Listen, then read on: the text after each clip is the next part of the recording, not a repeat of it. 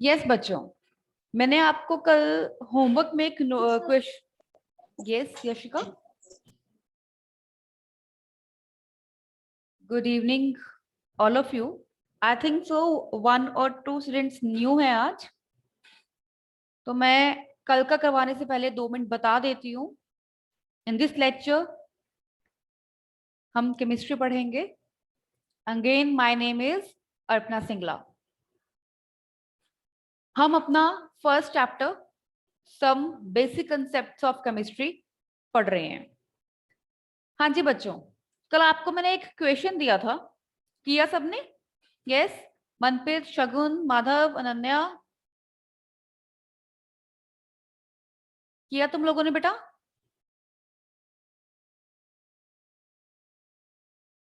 किया या नहीं किया? Tell me. शगुन, नन्या, मनप्रीत, नहीं किया आई थिंक, तभी आप लोग आंसर नहीं दे रहे हो मेरी बात का।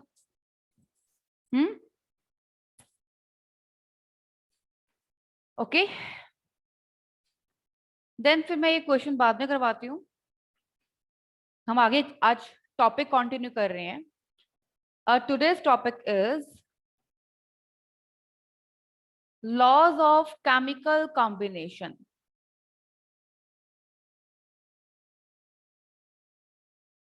लॉज ऑफ केमिकल कॉम्बिनेशन, ये लॉ भी आपने, ओके अदीश भी आ गया।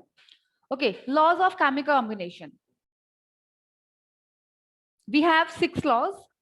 आपके +1 में 6 लॉज हैं, तो हम फर्स्ट लॉ स्टार्ट करते हैं। ये आपने पढ़ा हुआ है first law, law of I think so 9th में, law of conservation of mass. Yes, tell me, define it. Law of conservation of mass, क्या होता है कंजर्वेशन ऑफ मास? बताओ। Mass of reactances is equal to mass of product. बिल्कुल सही शगुन, बिल्कुल सही बेटा। सिंपल सी भाषा में यही बात है कि रिएक्टेंट्स का मास प्रोडक्ट के मास से इक्वल हो जाए, उसे कहते हैं कंजर्व करना, कंजर्व हो जाए। That is called law of conservation of mass. तो फर्स्टली ये लॉ दिया किसने था? You all have to know, write down. This law was stated by the French chemist Antoine Laurent Lavoisier in 1779। Antoine Laurent Lavoisier ने ये law दिया था और उसने यही कहा था कि total mass of product remain equal to total mass of reactant. तो इसकी स्टेटमेंट भी लिख लेते हैं। This law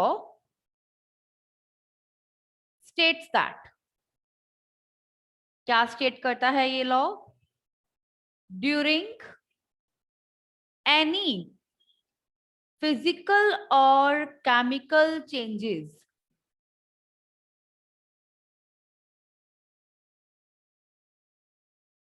the total mass of the products remains equal to the total mass of the reactants। I think सभी को पता ही होगा कि रिएक्टेंट और प्रोडक्ट क्या होता है। ओके, एग्जाम्पल लेते हैं। कार्बन प्लस ऑक्सीजन क्या बनाएगा? Carbon dioxide. कार्बन का मास 12 ग्राम, O2 का मास 32 ग्राम, दोनों को ऐड करो तो ये आएगा 44 ग्राम। सिमिलरली ये भी 12 है, ये भी 32 है, इसका भी आया 44 ग्राम। तो बोथ आर इक्वल। तो कहता है मास ऑफ रिएक्टेंट जब मास और प्रोडक्ट के इक्वल हो जाए उसी को हम क्या बोलते हैं कि मास कंजर्व हो गया। क्लियर बेटा? इरेज कर रही हूं मैं।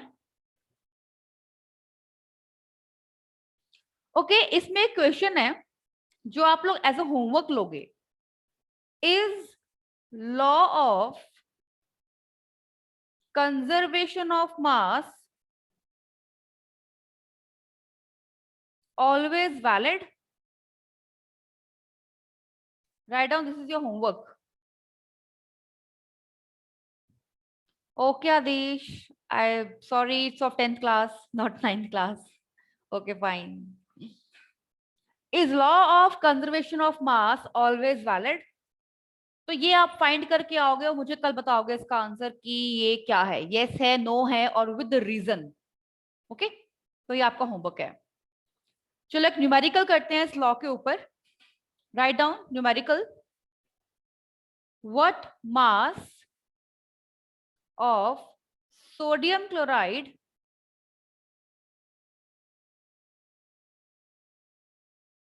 would be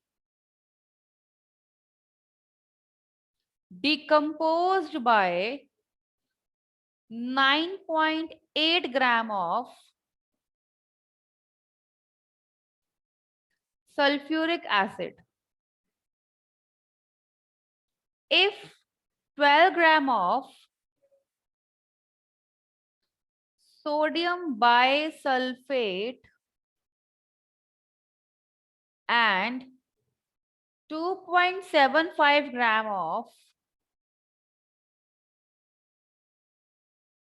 hydrogen chloride were produced in a reaction.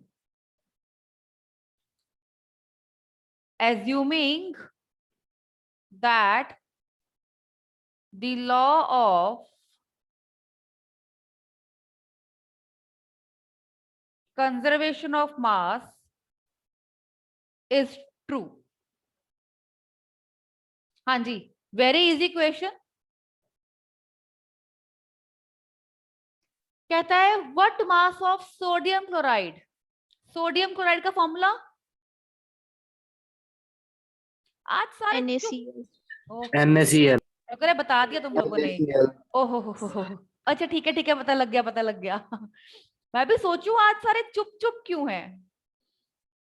NaCl would be decomposed by 9.8 gram of sulfuric acid.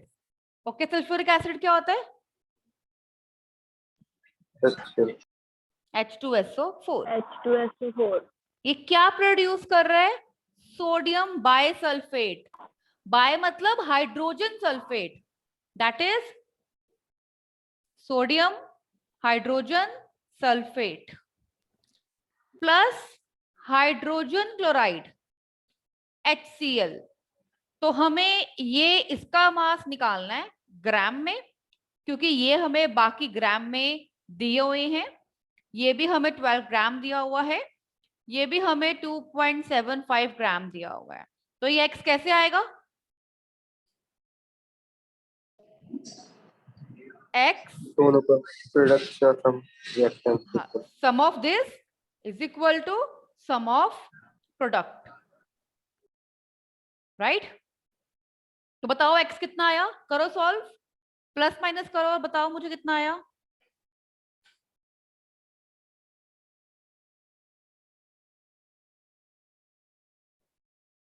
Don't use calculators.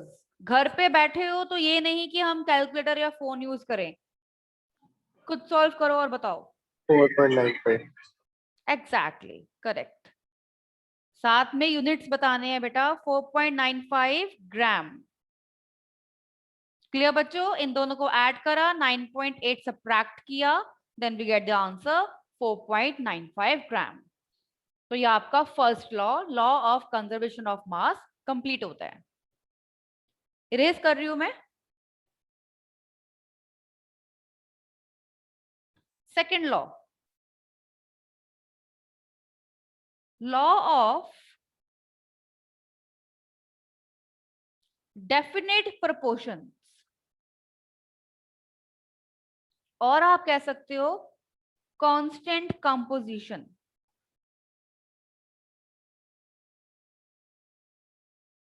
हाँ जी, guess, tell me. Law of definite proportion, ये भी किया हुआ है आपने, constant composition. Yes yes, anybody? Aadish, Ananya, Madhav, Manmeet, Manpreet, Shagun, Aniket. आज अनिकेत, क्या बात, अनिकेत ने सिर्फ वीडियो ही ऑन कर रखी है।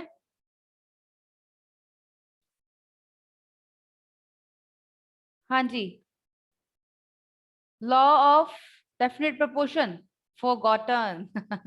ओके आदिश, मैं बताती हूँ। डेफिनेट प्रोपोर्शन कांस्टेंट कंपोजिशन मतलब, सपोज करो हम H2O लेते हैं, H2O की रेशियो निकालते हैं, टू मास की रेशियो इसके 16, 1:8। कहता है इस कंपाउंड को कितनी भी रिएक्शंस से रिएक्ट करवा दो। कोई रिएक्शन 1 है प्लस हाइड्रोजन, कोई रिएक्शन 2 है प्लस वाटर, कोई रिएक्शन 3 है, कोई रिएक्शन 4 है। कितनी भी रिएक्शन से इसको रिएक्ट करवा दो, लेकिन जो इसकी मास की रेशियो है वो हमेशा फिक्स्ड होगी, कांस्टेंट होगी। That is called law of definite proportion. मतलब कि किसी भी कंपाउंड को किसी भी तरीके से अलग अलग तरीकों से रिएक्ट करवा दो, अलग अलग कंपाउंड के साथ रिएक्ट करवा दो, उस कंपाउंड की जो मास की रेशियो है वो हमेशा फिक्स्ड होगी। लिखवाती हूं पहले मैं इसमें, फिर आपको न्यूमेरिकल के थ्रू इसको और एक्सप्लेन करते हैं कि कैसे उसकी रेशियो फिक्स्ड रहती है, चेंज नहीं होती किसी कंपाउंड की। So write down, firstly discovered, it was discovered by the French chemist. It was discovered by the French chemist Joseph Proust in 1799. Law of conservation of mass Antoine Laurent Lavoisier ने किया था, definite proportion Joseph Proust ने किया। अब क्या कहता है ये law? This law states that, write down, कहता है अ केमिकल कंपाउंड। बेटा मैं थोड़ी थोड़ी थ्योरी भी इसलिए लिखवा रही हूं ताकि आपको कोई भी बुक उठानी ना पड़े। आई वॉन्ट कि आप अपने जस्ट एनसीईआरटी को रीड करो और साथ साथ ये नोट्स पढ़ते जाओ, सफिशिएंट है आपके कॉम्पिटिशन एग्जाम्स के लिए भी और बोर्ड्स एग्जाम के लिए भी। ठीक है, इसीलिए मैं आपको डेफिनेशन लिखवा रही हूँ कि आपको प्रदीप, मॉडर्न या कोई भी एक्स्ट्रा बुक, सप्ली बुक कोई भी उठानी ना पड़े। Okay, a chemical compound always contains same elements combined together in same proportion by mass। ठीक है, मास का भी उनका जो रेशियो है वो सेम होना चाहिए।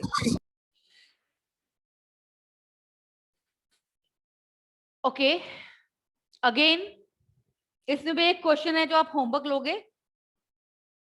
When is the law of definite proportion not obeyed? कब ये लॉ ओबे नहीं होगा? ये आपका होमवर्क है। Okay,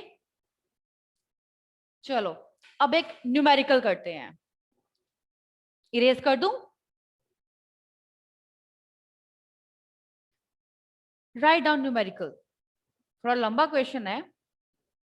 in an experiment 2.4 gram of iron oxide on reduction with hydrogen yield 1.68 gram of iron. In another experiment, 2.9 gram of iron oxide give 2.03 gram of iron on reduction with hydrogen.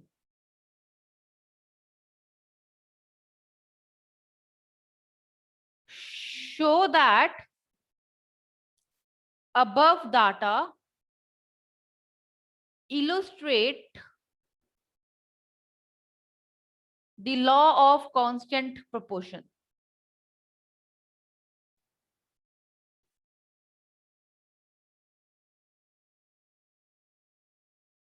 हाँ जी बच्चों, कैसे करेंगे इसे हम? कहता है in an experiment. देखो पहली बात वो क्या कर रहा है यहाँ पे, आयरन ऑक्साइड की बात कर रहा है, मींस आयरन है और ऑक्सीजन है। तो हमें ये तो पता लग गया कि इन अनदर एक्सपेरिमेंट, दो एक्सपेरिमेंट्स हैं और दोनों एक्सपेरिमेंट्स में जो Fe और O की रेशियो आनी चाहिए वो सेम आनी चाहिए, तभी ये लॉ क्या होगा, शो होगा, तभी हेंस प्रूव होगा। राइट चलो फर्स्ट एक्सपेरिमेंट की बात करते हैं। कहता है the mass of iron oxide, पूरे आयरन ऑक्साइड का मास है 2.4 ग्राम। आफ्टर रिडक्शन विद हाइड्रोजन इतना आयरन का मास रह गया, तो मास ऑफ आयरन इज 1.68 ग्राम। बेटा आपको पूरे का मास दिया हुआ है, पूरे में से आयरन का दिया हुआ है, तो आप ऑक्सीजन का खुद निकाल सकते हो? बताओ। यस बताओ, मास ऑफ ऑक्सीजन कैसे निकालेंगे? M2.4 minus 1.60. बिल्कुल सही, ठीक है ना। पूरे का मास दिया हुआ है और आधे का दिया हुआ है, आधे का वो पूछ रहा है, तो ऑब्वियसली पूरे में से आयरन को माइनस कर दो तो वो ऑक्सीजन का मास निकल आएगा। ठीक है, और हमें रेशियो किसकी निकालनी है, आयरन और ऑक्सीजन की। ऑक्सीजन रेशियो आयरन कितनी आई, 0.72 रेशियो 1.68। अब किसी को रेशियो निकालनी आती है कि नहीं आती है, निकाल के बताओ। 72/100 रेशियो 168/100, तो 100 से 100 तो कैंसिल ही हो गया। इसे आप काटो किसके टेबल से, 4 के टेबल से।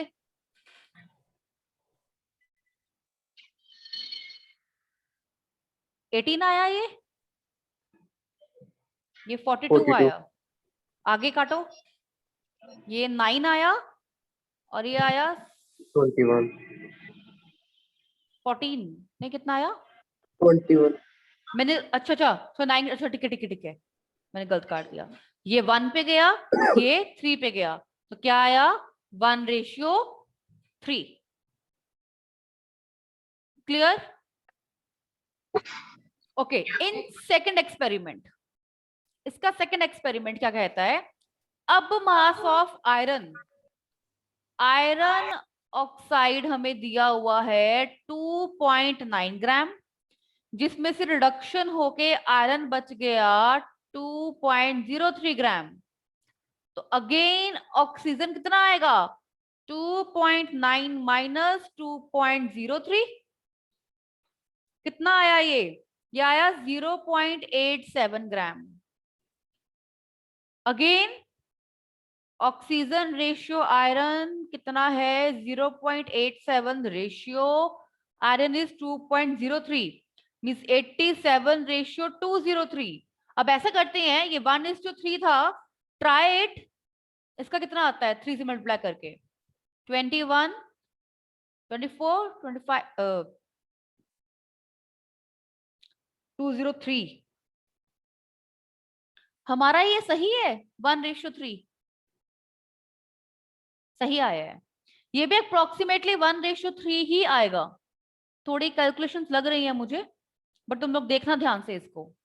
वैसे मेरे नोटबुक के अकॉर्डिंगली ये 3:7 आ रहा है और ये भी 3:7 आ रहा है।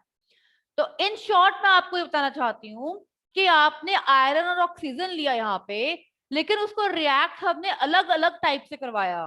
पहले वो इतने मास से रिएक्ट करा, फिर वो इतने मास से रिएक्ट करा, लेकिन जो उसकी मास की रेशियो है वो हमेशा फिक्स्ड होगी, कांस्टेंट होगी। क्लियर? राइट बच्चों? अच्छा बच्चों, मैं आपको ना आज एक डीपीपी सेंड करूंगी। What do you mean by DPP? हाँ जी, what do you mean by DPP? Daily practice sheet, मतलब डेली प्रैक्टिस पेपर। ठीक है, तो मैं आपको एक डीपीपी सेंड करूंगी। क्वेश्चंस हैं, जितना मैंने आज तक करवा दिया उसमें क्वेश्चंस होंगे। ठीक है, वो आपने होमवर्क में सॉल्व करने हैं।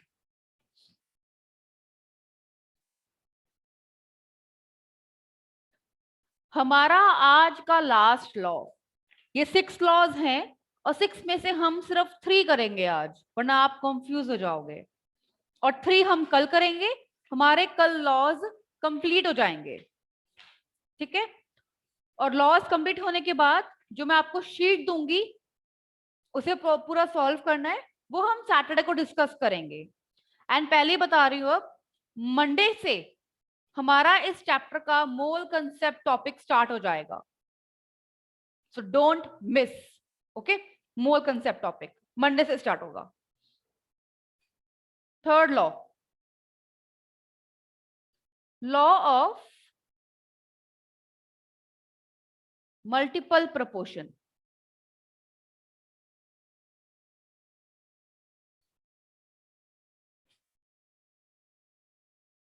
ये आपको नहीं पता होगा, ये आपको पहले नहीं करवाया गया। जॉन डेल्टन ने ये लॉ दिया है, लॉ ऑफ मल्टीपल प्रोपोर्शन। क्या कहता है ये लॉ? चलो ऐसे करो, पहले इसकी स्टेटमेंट लिखो, फिर बताती हूं। राइट डाउन, इफ 2 एलिमेंट्स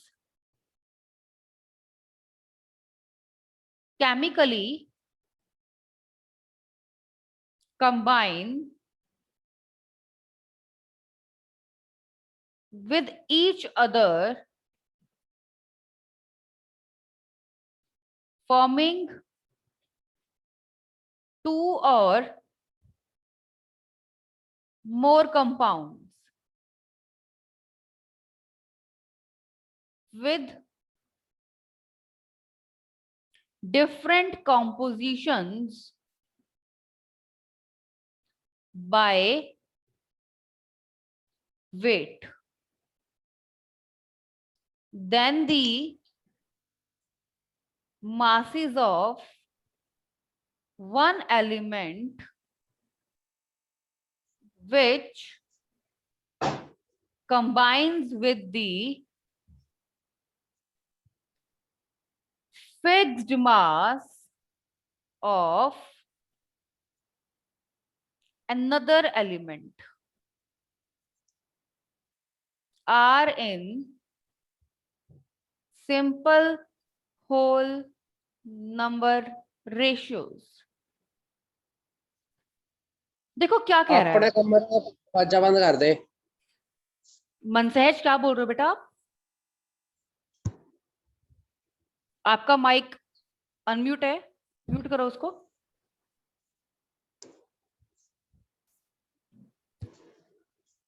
हाँ जी बेटा, law of multiple proportion basically ये क्या कह रहा है, कहता है जब दो एलिमेंट्स को हम कंबाइन करते हैं, दो elements, let's say example C+O2, कहते हैं जब दो एलिमेंट्स को आप केमिकली कंबाइन करते हो तो हमेशा उसके दो या दो से ज्यादा कंपाउंड बनते हैं।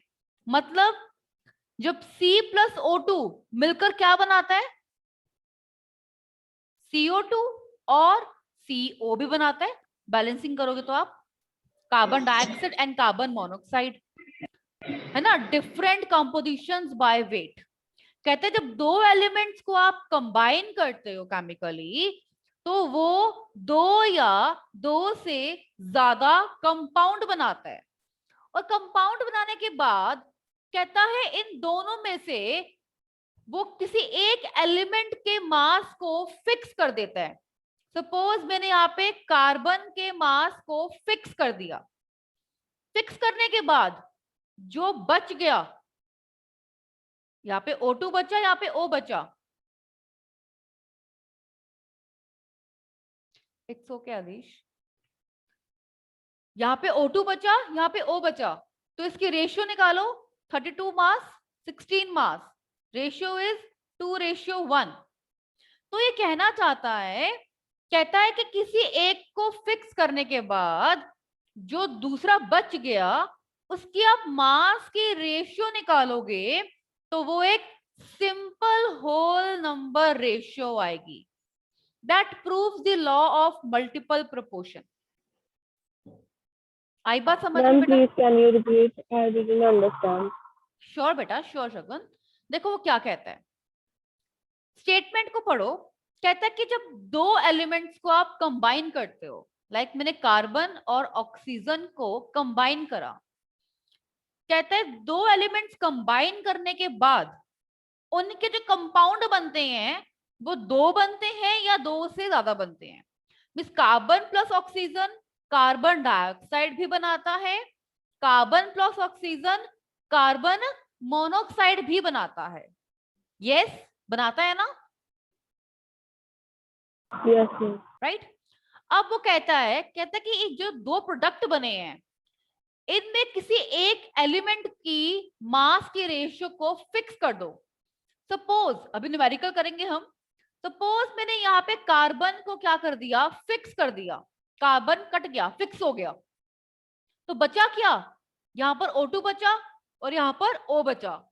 कहता इसके रेशियो निकालो, इसका मास कितना आया 32, 16 2 सा, इसका मास कितना होता है 16, तो रेशियो 2:1। कहता है जो एंड में जो ये रेशियो आती है ये सिंपल होल नंबर रेशियो आती है, and that proves the law of multiple proportion कि दो एलिमेंट्स को कंबाइन करके जो प्रोडक्ट फॉर्म होता है वो दो या दो से ज्यादा फॉर्म होता है, और फॉर्म होने के बाद हम किसी एक एलिमेंट को फिक्स कर देते हैं। फिक्स करने के बाद दूसरे वालों की जो मास की रेशियो निकालते हैं वो एक सिंपल होल नंबर रेशियो आती है। That is called law of multiple proportion. Ma'am it will be same अगर हम जैसे अगर कोई और होता, जैसे दो और कोई प्रोडक्ट निकलते तो मैम जैसे जो सी वाली जगह पे अगर कोई और नंबर होता है, अगर नहीं दूसरा नहीं वाला काट के शगुन, उनका शगुन निकालते तो नहीं नहीं बेटा, बेटा शगुन ऐसा होगा नहीं। मतलब हम हमेशा सेम सेम बंदे को ही फिक्स कर सकते हैं ना, अलग अलग बंदों को नहीं फिक्स कर सकते हैं।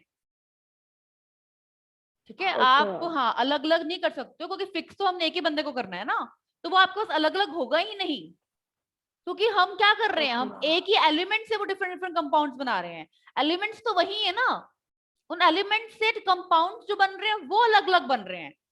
एलिमेंट तो ये दो ही है, ये नहीं है ना कि यहाँ पर H+O2 आ गया तो ये H2O बन गया। Ma'am no, I am not asking like this ma'am. मेरा मतलब है कि जैसे अगर C2 मतलब अगर इनकी पावर कुछ और होती, डिफरेंट होती और ओके मतलब ओके दिस साइड ओके, वाला हाँ सेम हाँ ठीक है ठीक है ठीक है, राइट राइट शगुन। आप कहते हो कि सपोज ये C2O होता, सपोज कर लो, मतलब कि एग्जैक्टली कि जो इसके एलिमेंट्स हैं, जो इसके ये पावर्स हैं ये अलग अलग हो, अभी तो यहाँ पे कार्बन और carbon same Yes, same ma'am. था तो फिक्स कर दिया मैंने उसको, है ना। डोंट वरी, ये ना आपको मैं अभी क्वेश्चन करवा रही हूँ, उससे आपको और क्लियर होगा। क्योंकि बेटा फिक्स करने का मतलब क्या है कि हम इनको खुद वन करेंगे। अगर क्वेश्चन में ये वन नहीं होगा ना, सपोज ये दोनों कार्बन है लेकिन ये 10 कार्बन है और ये 8 कार्बन है ना, तो इन दोनों को हम क्या करेंगे, पहले फिक्स करेंगे, इन दोनों को 1 1 बनाएंगे, उसके बाद वो फिक्स हो जाएगा। बनाएंगे कैसे? Okay. हम इसमें यूज करेंगे यूनिटरी मेथड। आई थिंक सो आप 10th में 9th में ये मैथ्स में करते आ रहे हो, यूनिटरी मेथड। ठीक है, कि इतनी की टॉफीज खरीदी तो इतने की टॉफीज कितने की होंगी, यूनिटरी मेथड। तो ये हम अभी अप्लाई करेंगे इसके अंदर। मैं आपको क्वेश्चन करवाती हूँ, आपको उससे और क्लियर होगा। हम क्वेश्चन करते हैं, 2 कंपाउंड्स ईच कंटेनिंग। इस क्वेश्चन के बाद जिसका जो डाउट होगा मुझसे जरूर पूछना। 2 compounds each containing only tin and oxygen। तो हम लेते हैं mass percent of tin, mass percent of oxygen, compound A, compound B. A में टिन का मास दिया हुआ है 78.77, ऑक्सीजन का है 21.23, बी में टिन का मास है 88.12 और इसका है 11.18। अब देखो यहाँ पर शगुन, आपको दिख रहा होगा कि यहाँ पे तो कुछ भी वन नहीं है, तो हम फिक्स कैसे करेंगे? अब समझो कैसे करना है। और क्वेश्चन में लिखा है आगे, show that how data illustrate the law of multiple proportion. चलो मैं तुम्हें सॉल्व करवाती हूँ। फर्स्ट, इन कंपाउंड ए, पहले ए की बात करते हैं। अब ए में हम सपोज करते हैं कि हम ऑक्सीजन को फिक्स कर रहे हैं क्योंकि इसकी कम वैल्यूज हैं। कहता है 21.23, इतने है ना, इसका मास परसेंट दिया हुआ है। कहता है इतना पार्ट ऑफ ऑक्सीजन कंबाइन कर रहा है, इतना पार्ट टिन का, राइट? तो 1 पार्ट ऑफ ऑक्सीजन कितना कंटेन करेगा अपॉन 21.23 इंटू 1। इतना समझ में आया बेटा? अब देखो मैंने ऑक्सीजन को 1 कर दिया, 1, कि इसका मैंने एक पार्ट में निकाला, मतलब कि मैंने यहाँ पे ऑक्सीजन को क्या कर दिया, फिक्स कर दिया। तो नेक्स्ट स्टेप में भी हम ऑक्सीजन को ही फिक्स करेंगे कंपाउंड बी के अंदर। ये मेरा डिवाइड करके आंसर आया 3.7। किसका आया ये? टिन का, इतना पार्ट्स टिन के हैं कंपाउंड ए में। In compound B again 11.18 part of oxygen contain कर रहा है 88.12 पार्ट्स ऑफ टिन। तो एक ऑक्सीजन, एक पार्ट ऑफ ऑक्सीजन कितना कंटेन करेगा? 10। ये आया 7.4 टिन। अब देखो दोनों आंसर टिन के आए।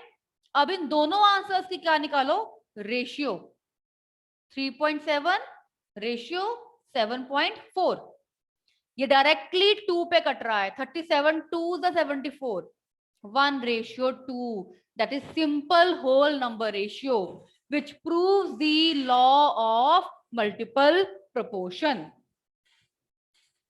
अब देखो मैंने ऑक्सीजन को फिक्स किया, इसको 1 किया, 1 तो कोई था ही नहीं यहाँ पर, तो मतलब हम पहले फिक्स करेंगे, फिक्स करने के बाद दूसरे की मास की रेशियो निकालेंगे and that proves the law of multiple proportion. Shagun कुछ क्लियर हुआ क्वेश्चन से?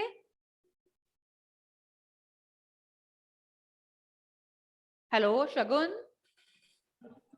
मैम यस, बट मैम हमने 3.7 और 7.4 क्यों लिया? क्यों लिए? क्योंकि हम इसकी रेशियो निकालेंगे ना बेटा, टिन की। ऑक्सीजन को तो फिक्स कर दिया, ऑक्सीजन को फिक्स करने के बाद जो हमने फिक्स कर देखो, इसको फिक्स करके हमने इसके मास की रेशियो निकाली है, ये इसे फिक्स करके हमने टिन की रेशियो निकाली, टिन को निकाला, तो फिर हम दोनों के रेशियो निकालेंगे। जैसे कि C प्लस O2 में हमने CO2 आया था और CO आया था, C कैंसिल किया तो यहाँ पे O कैंसिल किया, मैंने यहाँ पे O2 और O की रेशियो निकाली थी, तो सिमिलरली मैं यहाँ पे टिन और टिन की रेशियो निकाल रही हूँ। यहाँ पे टिन Okay, इतना ma'am. था, यहाँ पे टिन इतना था, जो रेशियो आएगी वो आपकी सिंपल होल नंबर रेशियो आनी चाहिए। Okay ma'am. ठीक है, किसी को कोई डाउट Yes. बेटा? और किसी को? आदिश, अनन्या, अश्मीत, माधव, मनमीत, मन सहज, आपको कोई दिक्कत? शगुन बता दिया, तरनवीर एंड यशिका, पूजा ऑल्सो। किसी को कोई दिक्कत बेटा? किसी को कोई दिक्कत? यशिका एंड तरनवीर आप न्यू हैं, आपको बेटा कोई दिक्कत? Taranveer, Yashika, speak No, ma'am. Something. No, ma'am. Okay बच्चा, all of you clear 3 laws? ठीक है। Yes, ma'am. आदिश क्या समझ नहीं आया बेटा? आप पूछो मुझसे, न्यूमेरिकल समझ नहीं आया? यस आदिश?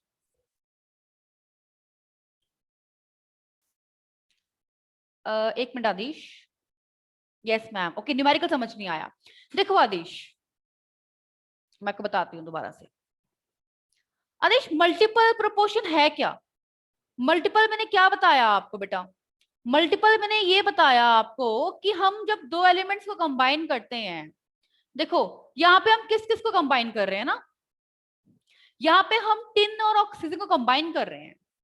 इन्हें कंबाइन करके हमारे पास ये दो कंपाउंड बन रहे हैं, जैसे कि C+O2 में CO2 एंड CO बना, वैसे ही यहाँ पर इनके मासेस के अकॉर्डिंगली ये दो कंपाउंड्स बने हमारे पास। अब हम क्या करेंगे? किसी एक को फिक्स करेंगे। तो मैंने क्या किया, मैंने ऑक्सीजन को फिक्स किया। फिक्स कैसे किया? जब मैं इसे 1 कर दूंगी। 1 कैसे करूंगी? ऑक्सीजन का मास कितना है? 21.23 ऑक्सीजन का मास, कितने में?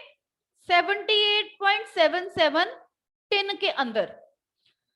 तो 1 पार्ट ऑक्सीजन का क्या होगा? ये ऐसे आया, जो यहां पर लिखते हैं वो इसके नीचे आ जाएगा, और यहां पर जो लिखते हैं वो उससे मल्टीप्लाई हो जाएगा। राइट आदिश? Yes, ma'am. अब मैंने इसको 1 कर दिया बेटा। 1 का मतलब ही क्या हुआ कि मैंने इसको फिक्स कर दिया, ओ को फिक्स कर दिया। तो हमारे पास टिन कितना है मेरे पास? यहाँ पर 3.7 पार्ट्स टिन कर आ गए मेरे पास, टिन। अब जैसे वहां पर मैंने CO2 और CO में इसका 32 निकाला और इसका 16 निकाला, तो ये वाला पार्ट मेरा